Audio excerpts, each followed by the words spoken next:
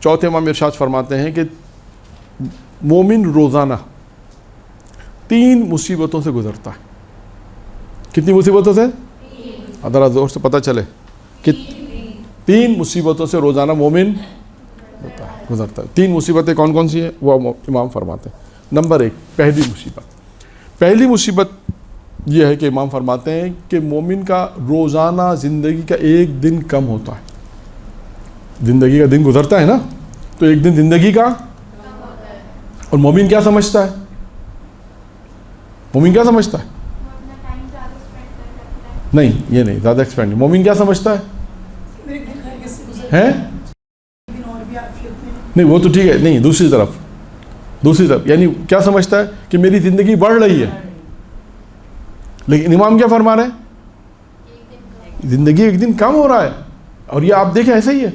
اب اللہ نے کسی کی زندگی 60 سال رکھی، اب یہ کسی کو معلوم نہیں ہے کہ اس کی زندگی کتنے سال لگی. فرض کر لیں 60 سال 70 سال، آج 40 سال کا ہے، 42 سال 45 سال کا ہے. اب اگر 45 سال کا ہے تو 45 سال 1 دن ہو گیا. 45 سال 4 دن. تو ابھی اپنی زندگی کم کر رہا ہے، بڑھا رہا ہے؟ یعنی ہم اپنے خیال میں کیا سوچتے ہیں کہ زندگی، اور امام نے فرمایا بڑھ نہیں رہی، گھٹ رہی ہے. یعنی امام توجہ دلانا چاہتے ہیں کہ مومن روزانہ 3 مصیبتوں سے گزرتا ہے. 3 مصیبتیں روزانہ کی ہیں اس کے پاس. اور پہلی مصیبت کیا ہے کہ زندگی کا جو دن گزارتا ہے، روزانہ وہ دن جو گزرتا ہے وہ یہ سمجھتا ہے کہ میں زندگی کا 1 دن زندگی کم ہو گیا تو اسے افسوس نہیں ہوتا. اب آئیے، زندگی کا دن گزر گیا نا، 1 دن کم ہو گیا تو اسے افسوس نہیں ہوتا. امام فرماتے ہیں جب اس کا مال کم ہوتا ہے تو اس کا افسوس کرتا ہے. اگر کسی کے پاس ابھی 10 لاکھ روپے 5 لاکھ روپے رہ جائیں تو کیا کرے گا؟ افسوس کرے گا. یعنی امام فرماتے ہیں مال کم ہوتا ہے تو افسوس کرتا ہے، زندگی کا 1 دن روزانہ کم ہوتا ہے تو اسے افسوس نہیں ہوتا. پھر امام نے ایک اور مثال لے کے سمجھایا اسی روایت میں کہ دیکھیں مال کم ہو گیا تو اس کی جگہ دوسرا مال آ جائے گا. آج آپ نے نقصان کیا، ہو سکتا ہے کچھ عرصے بعد انسان پھر اچھا کاروبار کر کے مال واپس لا سکتا ہے. امام نے کہا وہ دن گزرا ہوا دن واپس نہیں آ سکتا. آپ کیا فرما رہے ہیں؟ امام فرما رہے ہیں پہلی مصیبت مومن کی کیا ہے؟ 3 مصیبتیں روزانہ ہیں. پہلی مصیبت کیا ہے کہ زندگی کا ہر دن کم ہو رہا ہے اور وہ اس کو افسوس نہیں ہو رہا، غم نہیں ہو رہا اسے. لیکن مال کم ہو جاتا ہے تو وہ افسوس کرتا ہے، جبکہ مال کی بدل میں دوسرا مال ہے لیکن دن گزرنے کا دوسرا نہیں ہے. ایک مصیبت یہ.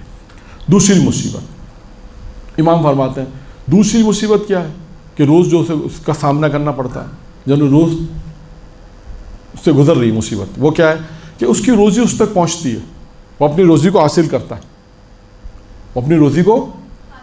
کرتا ہے، روزانہ اس تک اس کی روزی پہنچ رہی ہے. اگر وہ رائے حلال ہے تو اس کا حساب ہے، اگر اس نے وہ روزی حلال طریقے سے کمائی ہے تو اس کا کیا دینا پڑے گا؟ ذرا زور سے بولیں. ہاں تاکہ مجھے پتہ چلے کہ آپ لوگ سب جاگ رہے ہیں.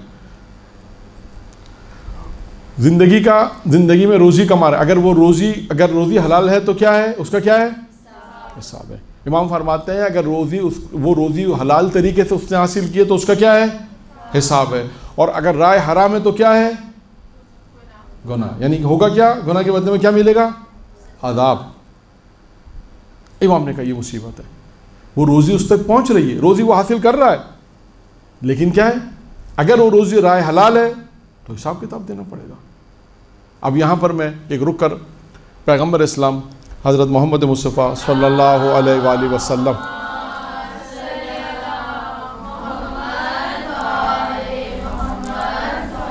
تاریخ کا ایک واقعہ بھی سناتے چلوں، تاکہ تاریخ میں اس قسم کے واقعات ہیں کہ اللہ کے رسول نے چند دینار دیے اپنے چند صحابیوں کو. ایک مرتبہ چند دینار اپنے چند صحابیوں کو دیے جس میں امیر المومنین بھی شامل تھے.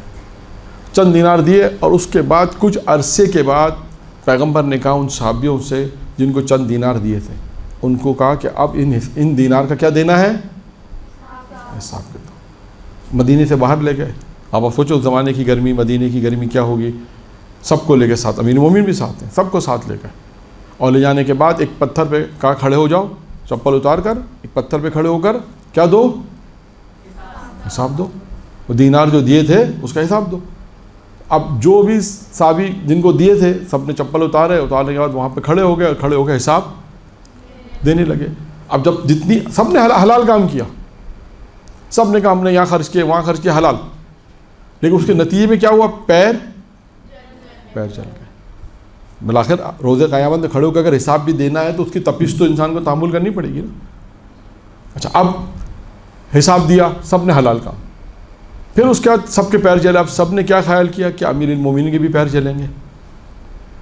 कहते हैं अमीरुल मोमिनीन ने एक जुमला का और फ़ौरन उतर आए, एक जुमला का और फ़ौरन उतर आए, कहा अल्लाह के रसूल आपने जितने दीनार दिए थे वो सब मैंने राय खुदा में दे दी। ये क्या उतरा। फिर अल्लाह के रसूल ने एक जुमला कहा, वो मुहिम जुमला है। अल्लाह के रसूल ने मुखातिब किया लोगों को, मुखातिब करते साहब कहा कि आज तुम्हारे पैरों में और अली के पैरों में जो आज फ़र्क है वही फ़र्क क़यामत के दिन भी होगा। तो देखिए हिसाब किताब है। इंशाअल्लाह चौथे इमाम की एक रवायत आएगी, उसमें भी है, खुद चौथे इमाम की रवायत है। आइए इस रवायत को मैं मुकम्मल करूँ।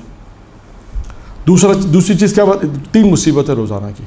पहली मुसीबत क्या है, मोमिन का पहली मुसीबत क्या, रोज़ाना दिन गुजरता है, अगर पहले दिन गुजर रहा, दिन कम हो रहा है तो वो अफसोस ही करता, माल कम हो जाता है तो अफसोस करता है।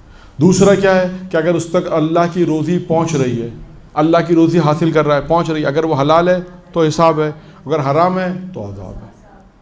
तीसरी चीज़ जो बहुत मुहिम है मामले का, बहुत मुहिम है कि वो ज़िंदगी का रोज़ एक दिन गुजार देता है, और वो ज़िंदगी का एक दिन गुजारता है ना तो वो आखिरत से करीब होता है।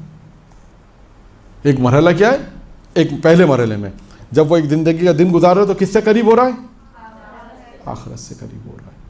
और इमाम कहते हैं उसे ये नहीं मालूम कि उसे इस बात का इल्म नहीं, ये नहीं मालूम कि अब उसके लिए कौन सा हुक्म होगा, ये जन्नत में जाने का हुक्म है या जहन्नम में जाने का हुक्म है। 3 मुसीबतें हैं, यानी रोज़ाना इंसान ने एक दिन ख़त्म किया, मगरिब हो गई दिन ख़त्म हो गया, रात हुई दिन ख़त्म हो गया। इमाम फरमाते हैं अब ये दिन जो ख़त्म हुआ है ये इंसान को कहाँ करीब, किससे करीब कर रहा है, आखिरत से। जो पहला मरहला है आखिरत से, एक मरहला है उस आखिरत से करीब कर रहा है, और उसे इस बात का इल्म नहीं है, वो नहीं जानता कि मुझे अल्लाह के सामने जब पेश होना होगा तो अल्लाह के सामने पेश होऊंगा तो क्या हुक्म मिलेगा, आया मेरे लिए जन्नत है या दोज़ख है, नहीं मालूम। 3 मुसीबतें इमाम फरमाते हैं कि रोज़ाना मोमिन पर है। ये 3 मुसीबतें से रोज़ाना मोमिन गुजरता है।